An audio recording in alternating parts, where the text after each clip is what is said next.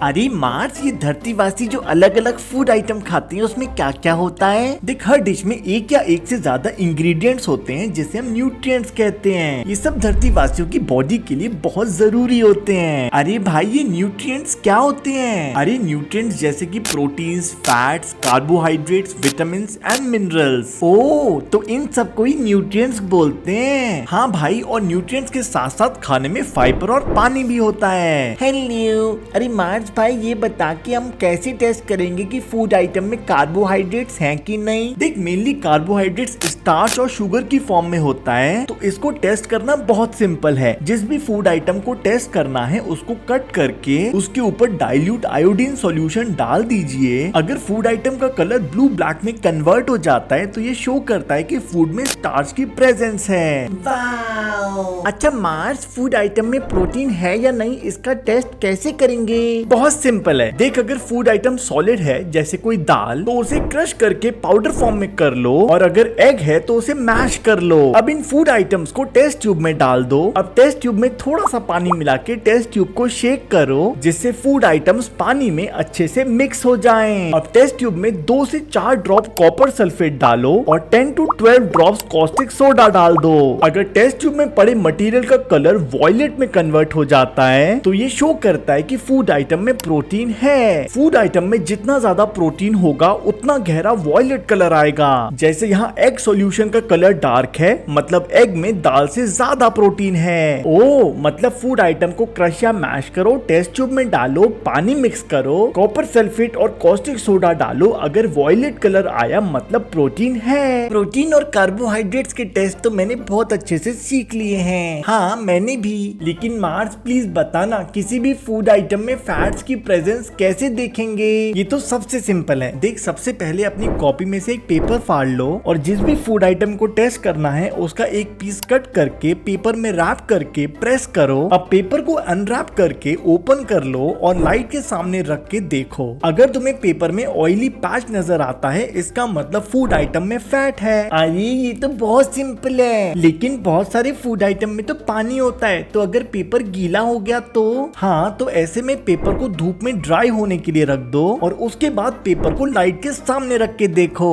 हम दोनों ने तो फैट्स, कार्बोहाइड्रेट्स और प्रोटीन तीनों के टेस्ट अच्छे से सीख लिए। क्या आपने सीखे? अरे मार्स भाई, मैंने भी प्रोटीन्स, कार्बोहाइड्रेट्स और फैट्स के टेस्ट सीख लिए हैं। वाओ जुपिटर, तुम तो बहुत अच्छे हो। मुझे पूरा यकीन है कि टीचर इस टेबल में से जरूर क्वेश्चन पूछेगी। प्लीज भाई, इस टेबल को फिल करवा दे। ये टेबल बहुत सिंपल है। रॉ पोटैटोज मतलब आलू में मेनली कार्बोहाइड्रेट्स मतलब स्टार्च होता है। मिल्क मतलब दूध में मेनली फैट्स और प्रोटीन्स होते हैं। ग्राउंडनट मतलब मूंगफली में दूध के जैसे ही फैट्स और प्रोटीन्स होते हैं। राइस मतलब चावल में मेनली कार्बोहाइड्रेट्स होते हैं। कोकोनट मतलब नारियल में मेनली फैट्स ही होते हैं। तूर दाल मतलब अरहर की दाल में मेनली प्रोटीन्स और कार्बोहाइड्रेट्स होते हैं। वैसे मेनली सभी दाल में प्रोटीन और कार्बोहाइड्रेट्स ही होता है। सभी वेजिटेबल्स और फ्रूट्स में मेनली कार्बोहाइड्रेट्स होता है। एग के व्हाइट पोर्शन में मेनली प्रोटीन्स होते हैं और येलो पोर्शन में मेनली फैट्स होते हैं। तो ये टेबल कुछ ऐसे फिल हो जाएगी। हे मार्स, पता नहीं मम्मा हमेशा मुझे ब्रेकफास्ट में मिल्क और लंच डिनर में दाल चावल और रोटी क्यों देती है? एक मम्मा हमेशा एक अच्छी डाइट देती हैं जिससे हमें अच्छे से सारे न्यूट्रिएंट्स मिल सकें। लेकिन इन न्यूट्रिएंट्स से हमें क्या मिलता है? देख, कार्बोहाइड्रेट्स और फैट्स से हमें एनर्जी मिलती है और फैट्स में तो कार्बोहाइड्रेट से भी ज्यादा एनर्जी होती है। जिन फूड आइटम्स में फैट्स और कार्बोहाइड्रेट्स होते हैं उन्हें हम एनर्जी गिविंग फूड्स कहते हैं, जैसे कि potatoes, sweet potatoes, wheat, rice, बाजरा, sugar cane, maize, papaya, mango, इन सब में बहुत सारे कार्बोहाइड्रेट्स होते हैं। फैट्स हमें 2 सोर्सेज से मिलता है, plant sources and animal sources. Plant sources हैं नट्स जैसे कि ग्राउंडनट, काजू, किशमिश, बादाम, तिल,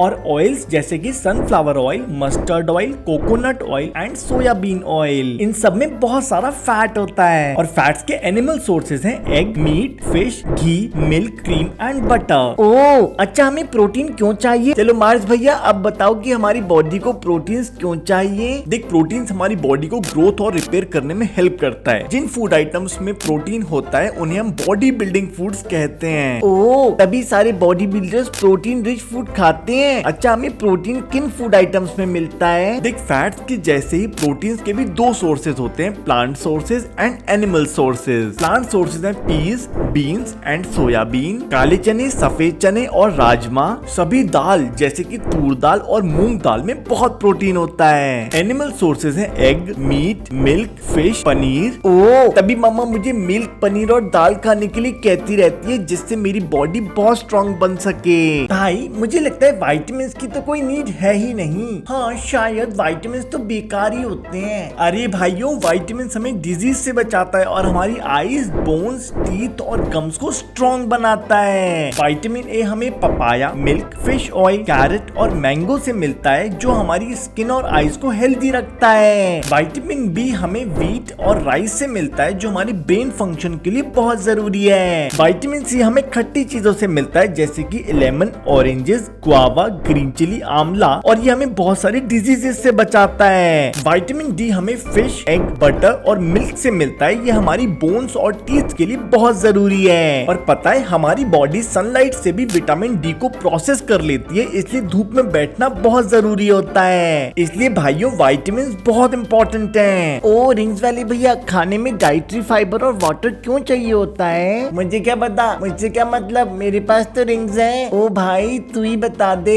देख, खाने में जो फाइबर होता है उसे हम रफेज कहते हैं। ये मेनली उन फूड्स में होता है जो हमें प्लांट से मिलते हैं, जैसे कि ग्रीन मतलब व्हीट, राइस, मेज, बाजरा, पल्सेस मतलब दाल, potatoes, fresh fruits and vegetables. देख, वैसे तो रफेज की कोई न्यूट्रिशियस वैल्यू नहीं होती, लेकिन ये हमारे डाइजेशन में बहुत हेल्प करता है। ऐसे ही वाटर मतलब पानी हमारी बॉडी के लिए बहुत जरूरी होता है, क्योंकि इसकी हेल्प से हमारी बॉडी फूड आइटम से न्यूट्रिशन एब्जॉर्ब करती है, और वाटर ही बॉडी में से स्वेट और यूरिन के रूप में वेस्ट को रिमूव करती है। ओह, थैंक यू मार्स। अरे मार्स, क्या इतने ही न्यूट्रिएंट्स होते हैं या कुछ और भी हैं? भाई, न्यूट्रिएंट्स तो बहुत सारे होते हैं, कुछ की बात हम ऑलरेडी कर चुके हैं, और बाकी हैं आयोडीन, फास्फोरस, आयरन, कैल्शियम, जो हमारी बॉडी के लिए बहुत जरूरी होते हैं। आयोडीन हमें मिलता है सॉल्ट, जिंजर, स्पिनाच और फिश से। फास्फोरस के सोर्सेज है banana, milk, rice, wheat and green chilli. Iron हमें मिलता है एप्पल, स्पिनाच और बहुत सारी वेजिटेबल्स से। और कैल्शियम के मेन सोर्सेज हैं मिल्क एंड एग। अच्छा मार्स, ये बैलेंस डाइट क्या होती है? देख, बॉडी की अच्छी ग्रोथ और मेंटेनेंस के लिए हमारी डाइट में सभी न्यूट्रिएंट्स होने चाहिए। ऐसी डाइट जिसमें सभी न्यूट्रिएंट्स के साथ साथ वाटर और रफेज भी हो, उसी को हम बैलेंस डाइट कहते हैं। सभी एज के लोगों के लिए बैलेंस डाइट अलग अलग होती है, और बैलेंस डाइट इस पे भी डिपेंड करती है कि इंसान कितना फिजिकल वर्क करता है। मुझे तो बस फैटी फूड खाने में अच्छा लगता है, जैसे कि कचौड़ी, पूड़ी, समोसा, रबड़ी, मिठाइयाँ, और फैट से तो कार्बोहाइड्रेट से भी ज्यादा एनर्जी मिलती है ना।